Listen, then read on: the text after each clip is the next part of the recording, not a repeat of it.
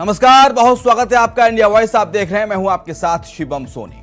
छत्तीसगढ़ में 18 से 21 जुलाई के बीच विधानसभा का मॉनसून सत्र शुरू होने जा रहा है, लेकिन प्रदेश में सत्र के शुरू होने से पहले ही सियासत गर्म हो गई है। विपक्ष में बैठी बीजेपी ने सरकार को घेरने की तमाम तैयारी कर रखी है। साथ ही बीजेपी का कहना है कि वो सरकार के खिलाफ इस विधानसभा के मॉनसून सत्र में अविश्वास प्रस्ताव लाएगी। वहीं सूबे के मुख्यमंत्री भूपेश बघेल का कहना है कि चुनाव में 3 महीने बचे हैं और विपक्ष को अब अविश्वास प्रस्ताव की याद आ रही है। हालांकि ये पहली बार नहीं है कि मानसून सत्र से पहले सियासत हुई हो। इससे पहले भी विपक्ष में बैठी भारतीय जनता पार्टी ने सत्र की समय अवधि कम होने पर आरोप लगाए थे सरकार पर और कहा था कि सरकार चर्चा से बचना चाह रही है। तो आज इसी मुद्दे पर होगी बात। हमारे साथ मेहमान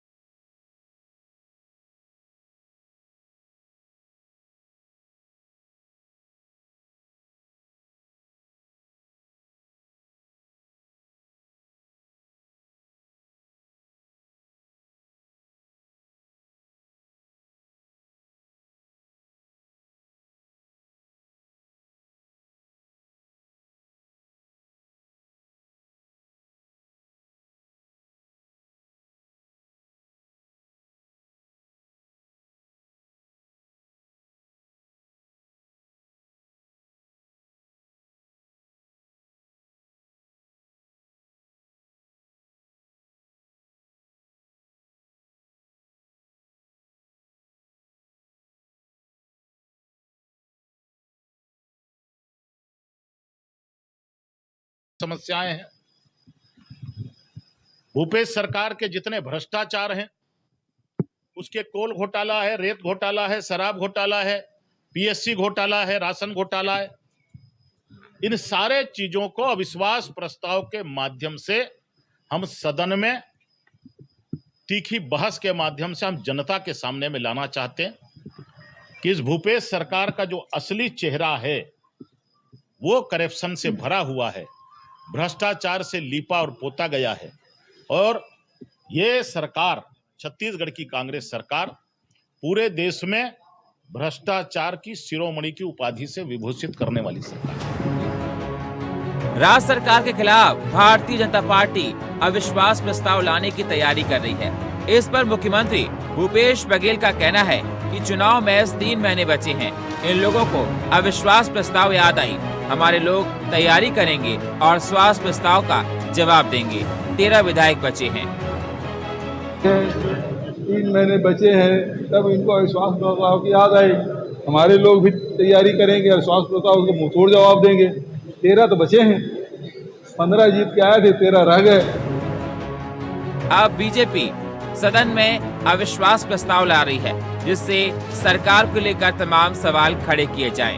अब देखना होगा कि बीजेपी के इस अविश्वास प्रस्ताव पर छत्तीसगढ़ की कांग्रेस सरकार क्या कुछ जवाब देती है। Bureau report, India voice, Raipur.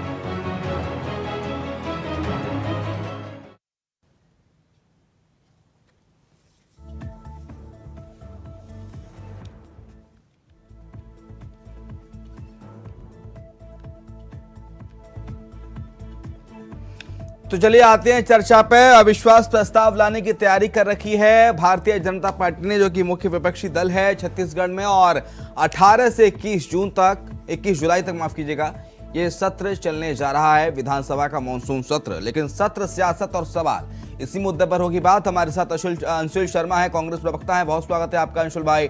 किरण बघेल है, प्रवक्ता है भारतीय जनता पार्टी के, आपका बहुत स्वागत है। और हमारे साथ मनीष वोरा है, वरिष्ठ पत्रकार, राजनीतिक विश्लेषक, आपका भी स्वागत है। लेकिन किरण बघेल, शुरुआत आप ही के साथ। अविश्वास प्रस्ताव की तैयारी तो है आपकी, लेकिन ये अविश्वास प्रस्ताव चुनाव से ठीक 3 महीने पहले क्यों? क्योंकि जो कह रही है कांग्रेस पार्टी, भूपेश बघेल, कि चुनाव से ठीक 3 महीने पहले इन्हें अविश्वास प्रस्ताव की याद आई है। 13 तो आपके विधायक हैं, क्या ही कर लेंगे अविश्वास प्रस्ताव लाके? किरण बघेल, देखिए, चुनाव से पहले यह सत्र अंतिम सत्र है हाँ। और इससे पहले क्योंकि ये सरकार पहली बार सत्ता में आई थी 15 साल के बाद, तो एक अच्छे विपक्ष होने के नाते हमने समय दिया कि शायद ये जनता के हित में कुछ कार्य करेंगे, कुछ अच्छे निर्णय लेंगे। ठीक है। पर अफसोस की बात है, कोविड काल भी आया तो हम लोग ने सोचा कि चलो कुछ रुकावटें आ गई तो इन्हें कुछ और मौका दिया जाए। बट अफसोस की बात यह है कि छत्तीसगढ़ के विकास में तो इन्होंने ध्यान नहीं दिया, बल्कि छत्तीसगढ़ को कर्ज में डुबो दिया और तो और भ्रष्टाचार की गर्त तो में रमन सरकार ने डाल 15 दिया। सालों में कर्ज नहीं लिया था क्या मैडम? आप देख सकते हैं 15 साल बनाम 4 साल कितना फासला, कितना अधिक तुलना आप देख सकते हैं, कितना फासला है हमारे कर्ज में और उनके कर्ज में। इन्होंने तो लगभग कर्ज में डुबा दिया। जो कहते हैं ना, घी कर्ज लेके छत्तीसगढ़ की जनता को घी पिलाने का काम कर रहे हैं। कितना तो कर्ज है छत्तीसगढ़ भ्रष्टाचार को सरकार पर, देखिए, बताइए जरा। 52,000 करोड़ से ज्यादा अब ले चुकी है छत्तीसगढ़ सरकार। और भ्रष्टाचार आप देख सकते हैं, 2,000 करोड़ शराब घोटाला, 1,300 करोड़ गौठान घोटाला, चावल घोटाला। आप एक के बाद एक स्कैम तो इन लोग चला नहीं रहे छत्तीसगढ़ सरकार। हाँ, स्कीम तो इनकी चल नहीं रही है, बट हाँ स्कैम बहुत चल रहा है छत्तीसगढ़ में। और मुझे लगता है जनता तक स्कीम नहीं पहुंच पा रही है, स्कैम बहुत पहुंच रहा है। और जुमा 4 महीने बचे हुए हैं और जिस तरह से छत्तीसगढ़ सरकार में आपने बताया कि 52,000 करोड़ का कर्ज है। 52,000 करोड़ से ज्यादा का, उससे ज्यादा हो गया शायद। उससे ज्यादा 60,000 करोड़ मान लें। अभी आंकड़े का मुझे एग्जैक्ट डिटेल तो नहीं पता है, लेकिन पिछले आंकड़े का जहां तक मैंने स्टडी किया है उसमें 52,000 मिश्रा करोड़ से ज्यादा 60,000 करोड़ मान लें कर्ज को। अंशुल जी, आवाज आ रही है मेरी? जी जी, आपकी आवाज थोड़ी दब रही थी, इसे ठीक करें। चलिए 60,000 करोड़ मान लेते हैं। किरण बघेल, उत्तर प्रदेश में किसकी सरकार है? बीजेपी की सरकार है। उत्तर प्रदेश की सरकार पर पता है कितना कर्ज है? 6,53,000 लाख करोड़ का कर्ज है।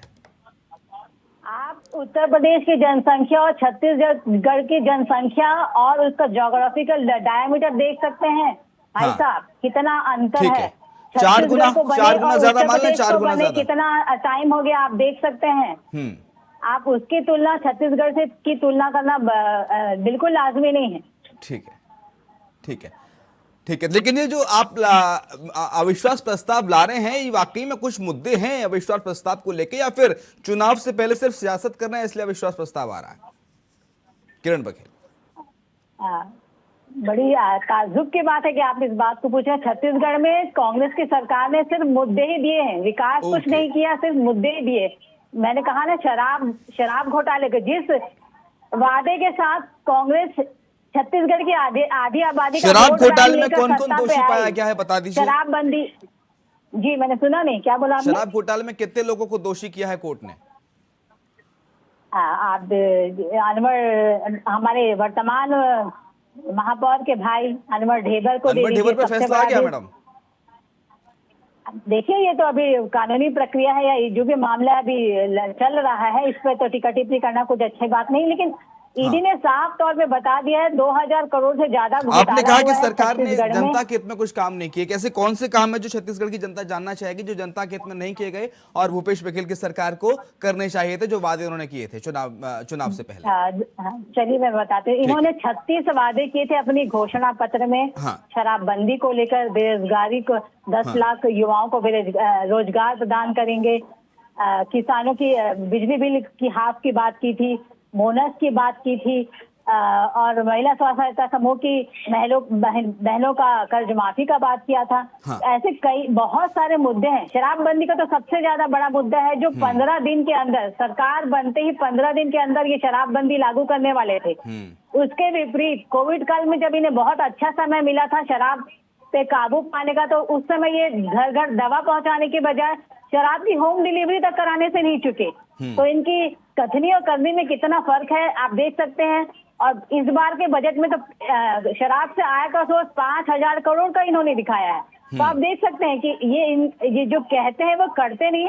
और जुम्मा 4 महीना बचा है, जनता बहुत समझदार है।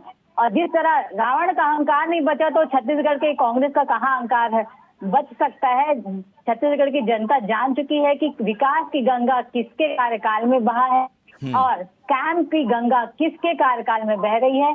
और जो इनका जो घमंड है, जो ये 13 विधायक में जो बार बार हमें तंज कसते हैं, मुझे लगता है जनता इसका जवाब जरूर देगी आने वाले समय में। ठीक है, अंशुल मिश्रा आप बोलेंगे पूरी तैयारी है इस बार अविश्वास प्रस्ताव में लाके सरकार घेरने की और सरकार को यहां तक कि गिराने तक की, और जनता के बीच ये मैसेज जाएगा कि देखिए छत्तीसगढ़ सरकार ने 4.5 साल में, 4.25 साल में सिर्फ जनता को लूटा है, खसोटा है और झूठे वादे करके सरकार बन गई, कांग्रेस सरकार में आ गई। अंशुल मिश्रा।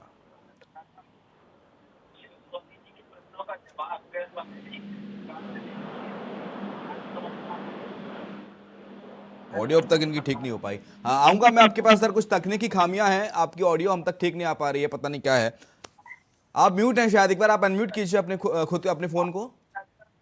अंशुल मिश्रा आप म्यूट हैं शायद।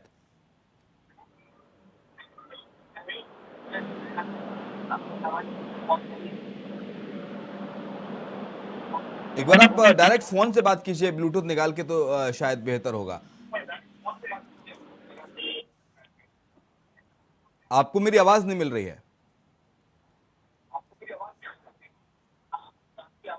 आपकी ठीक है, आपकी ऑडियो को दुरुस्त कराते हैं। मनीष बोरा साहब, 4 दिन का विधानसभा सत्र है और 4 दिन के विधानसभा सत्र में 40 दिन के बराबर मुद्दे हैं बीजेपी के पास, कैसे देखते हैं सर? और अविश्वास प्रस्ताव का जिक्र कर दिया विधायक दल की बैठक में भारतीय जनता पार्टी ने।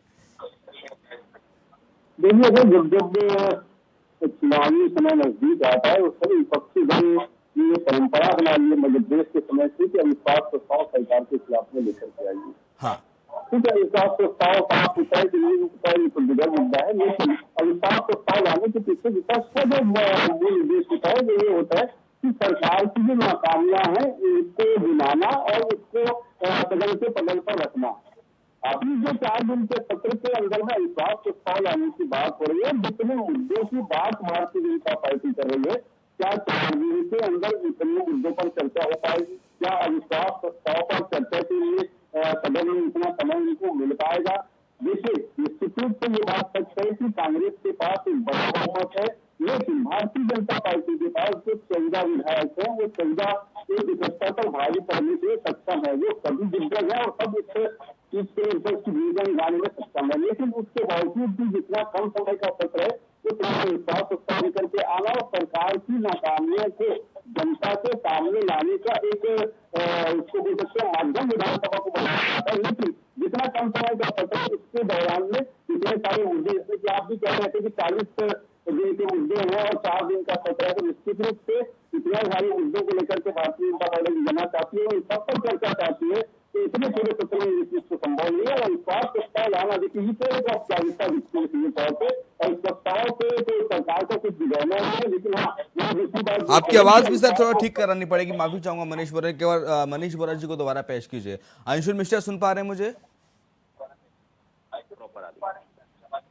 जी जवाब दीजिए सर।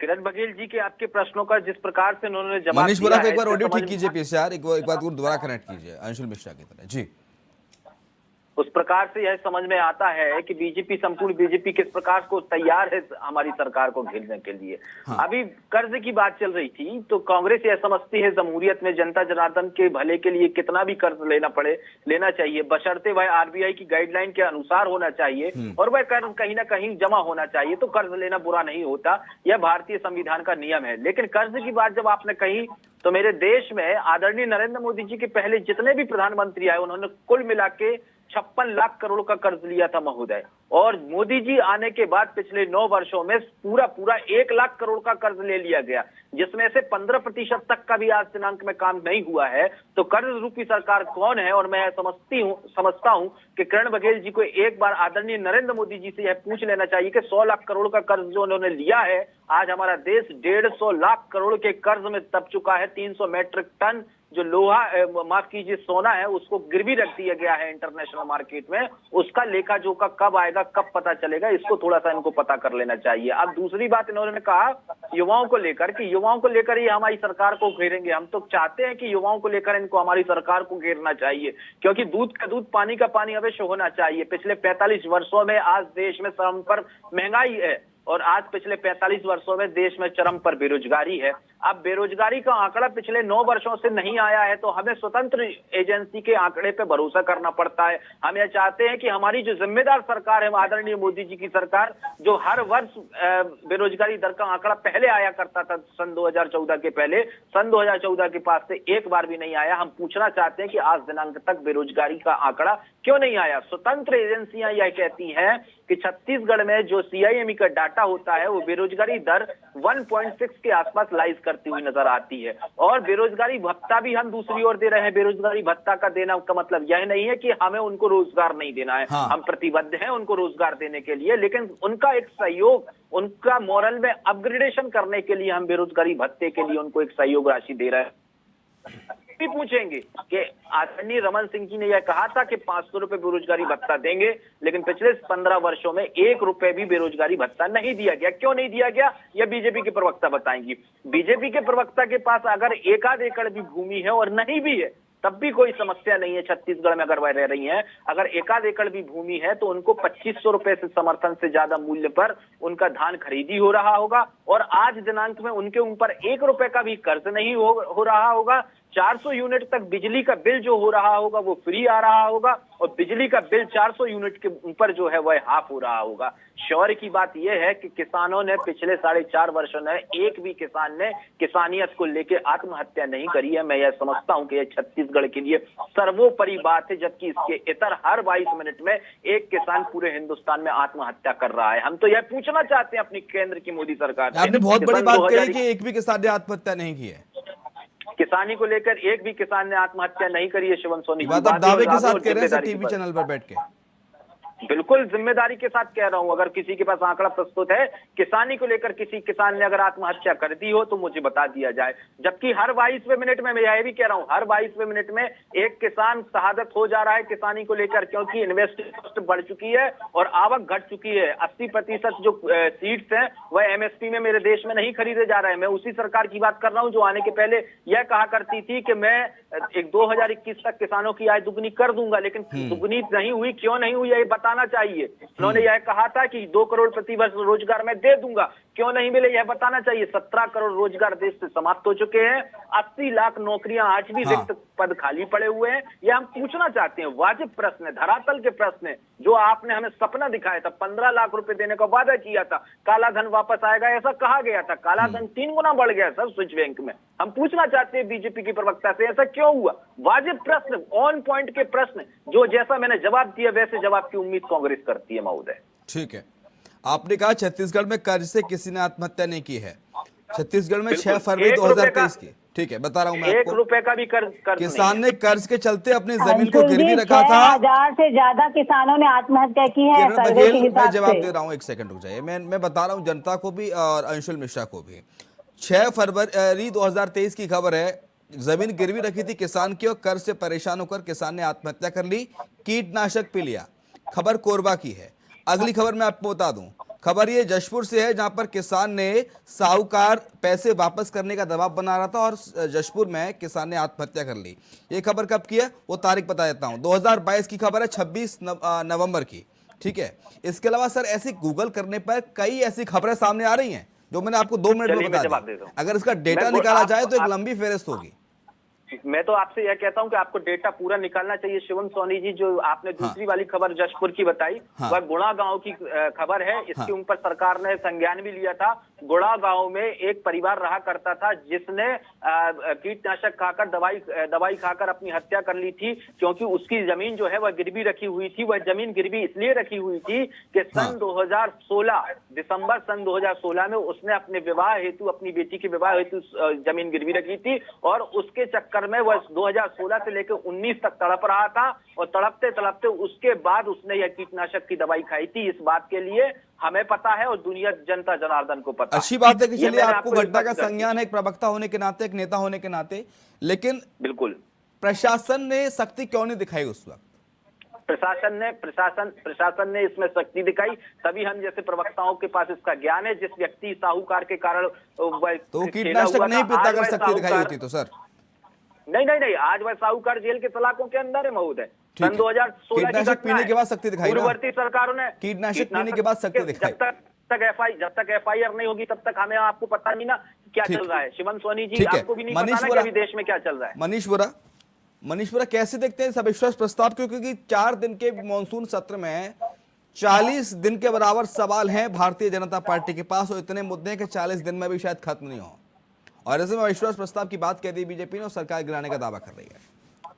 देखिए सर, एक तो सबसे पहली चीज की ये भारतीय जनता पार्टी का दावा कि वो सरकार गिरा देगी निश्चित रूप से हास्यास्पद लगता है। कारण मैं बताता हूँ, कांग्रेस एक बड़े बहुमत के साथ छत्तीसगढ़ में बैठी है। हाँ। और उसके साथ साथ जो बहुमत उनके पास है, लगभग 71 विधायक है कांग्रेस के, और भारतीय जनता पार्टी के पास मात्र 14 लोग हैं।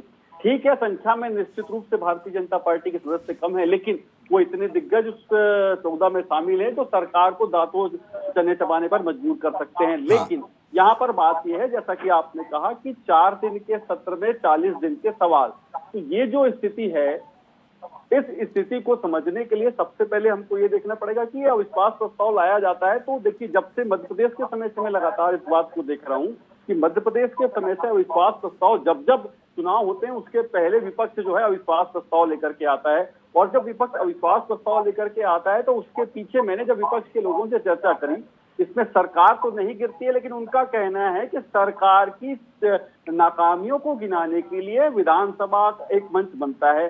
तो ये जो स्थिति है, सरकार की नाकामियां गिनाने के लिए जो मंच बनता है, उसमें भी समझने की बात यह है कि यदि ये स्थिति बनती है कि सरकार की नाकामियां गिनाने के लिए भी, ऐसा कि आपने कहा कि 4 दिन में 40 दिन के सवाल हैं, लेकिन उसके बावजूद भी यदि हम इस बात को समझें कि यदि ये स्थितियां बन रही है छत्तीसगढ़ के अंदर में, तो भारतीय जनता पार्टी अविश्वास प्रस्ताव लेकर के आ रही है, तो उसमें उसको इस बात को समझना होगा कि जो मुद्दे वो लेकर के जा रही है वो जनता को कितने प्रभावित करते हैं, और भारतीय जनता पार्टी के जो सदस्य विधानसभा के अंदर है वो कितनी दमदारी और कितनी एकजुटता के साथ अपनी आवाज। एक मुद्दा उठाया था कुछ दिन पहले, जब विधानसभा सत्र की तारीख आई थी, तब बीजेपी ने कहा था कि साहब 4 दिन का सत्र है और 4 दिन के सत्र में कैसे सवाल जवाब होंगे, आखिरी सत्र है, इसको तो कम से कम तो सरकार को लंबा खींचना चाहिए था, 8 दिन का, 12 दिन का, 14 दिन का करते।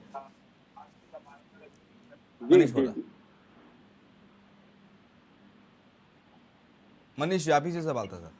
जी, मैं वही बोल रहा था कि जब इस तरीके की बात आती है, पहले भी विपक्ष ने इस बात को लगातार उठाया है कि मुद्दे इतने सारे हैं, और सत्र को देखिए, जब से छत्तीसगढ़ राज्य का गठन हुआ है उसके बाद सबसे पहले कांग्रेस की सरकार बनी थी, उसी समय से ये परंपरा चली आ रही कि छत्तीसगढ़ में लगातार सदन की बैठकों की संख्या जो है वो कम की जा रही है। जब कांग्रेस की सरकार थी उस समय भी बैठकों की संख्या कम की गई, उसके बाद भारतीय जनता पार्टी की 15 साल छत्तीसगढ़ में सरकार रही, उस समय भी बैठकों की संख्या कम की गई, और अभी वापस कांग्रेस की सरकार है। तो वो जो परंपरा छत्तीसगढ़ के निर्माण के समय से बनी थी वो लगातार अभी तक कायम है।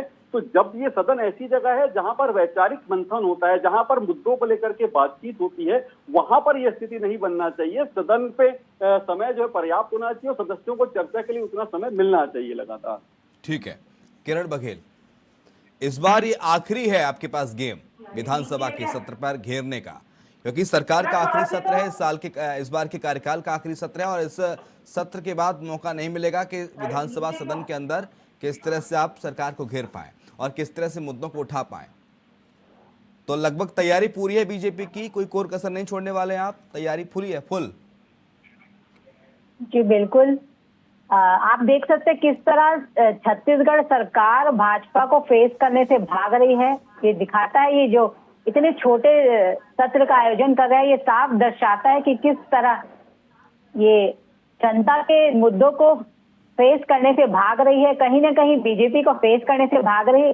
छत्तीसगढ़ बीजेपी जो ज्वलंत मुद्दे उठाने का प्रयास कर रही है, उससे कांग्रेस की सरकार भाग रही है, चाहे वो कोल घोटाला हो, चावल घोटाला हो, शराबबंदी, और हाल ही में पीएससी सरकार कह रही है कि देखिए देश में सबसे ज्यादा धान खरीदी का मूल्य अगर कहीं मिल रहा है तो वो छत्तीसगढ़ में मिल रहा है, 2600 रुपए मेरे ख्याल से मिल रहा है। अंशुल मिश्रा अगर मैं सही हूं तो।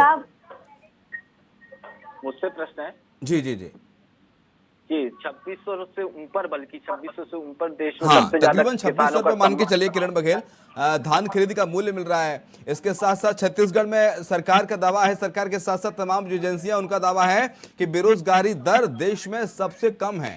छत्तीसगढ़ के अंदर युवा इतना रोजगार कर रहा है छत्तीसगढ़ में, सरकार कह रही है कि हमने 2 रुपए किलो में गोबर खरीदना शुरू कर दिया किसानों से, और इस गोबर खरीदी से किसानों के घर में आमदनी आ रही है।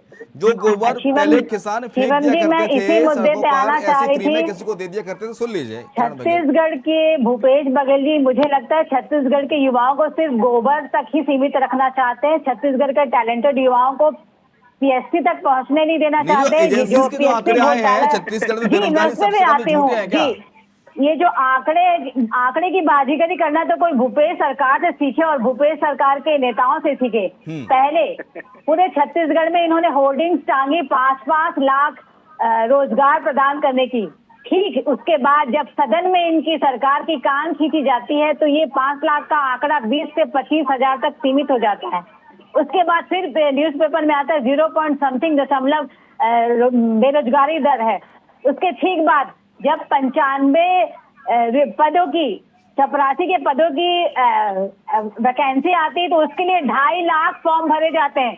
तो सवाल ये उठता है जब 0.0 जवाब दीजिएगा, समय बहुत कम है क्योंकि 5-5 लाख नौकरियां देने के जो पोस्टर लगे थे उसका क्या हुआ? लाख से हजारों में आंकड़ा कैसे बढ़ गया? किरण बघेल जी को शायद यह नहीं पता है कि रोजगार और नौकरी में विशेष अंतर होता है। रोजगार हमने 5 लाख आप ही बता दीजिए अंशुल जी, आप ही बता दीजिए रोजगार और नौकरी में फर्क क्या होता है? नहीं, रोजगार देखिए मैडम, रोजगार तो पकौड़े भी देते हैं। जनता से गोबर उठाएगी और राज्यसभा सांसद की बात आएगी तो बाहर के नेताओं को उसको बारी मिलेगी। छत्तीसगढ़ के बेरोजगार से गोबर उठाएंगे और पीएससी जैसे संस्था में आपके नेता और अधिकारी के बच्चे पाट लेंगे। ठीक है, जल्दी से अंशुल मिश्रा आप कंप्लीट कीजिए, टाइम बहुत कम है। 5 लाख रोजगार देने का वादा जो हमने कहा था, जो होर्डिंग्स लगाई थी वो हमने 100% सही लगाई थी। क्योंकि एंटरप्रेन्योरशिप में 167% की वृद्धि हुई है। ये हम नहीं कहते, ये एनसीआरबी का डाटा कहता है। और आप जो कह रही थी कि सीआईएमई के डाटा गलत है, तो हम तो ये चाहते हैं ना कि पिछले 9 वर्षों से आज भी सरकारी आंकड़ा एक बार भी नहीं आया रोजगारी को लेकर। आप बता दीजिए क्यों नहीं आया? आपका शुक्रिया। मनीष वोरा जी आपका शुक्रिया चर्चा में शरीक होने के लिए। तो छत्तीसगढ़ में विधानसभा के मानसून सत्र की तारीखों का ऐलान के साथ साथ सियासत का भी ऐलान हो गया है कि जमकर सियासत करनी है भैया इस बार, और विपक्ष ने तैयारी कर ली है किस तरह से अविश्वास प्रस्ताव पेश किया जाए। तमाम मुद्दों पर इन 4 दिन के सत्र में भूपेश बघेल सरकार को घेरा जाए। इसी के साथ हमारी इस खास पेशकश में इतना ही। खबरें लगातार जारी हैं।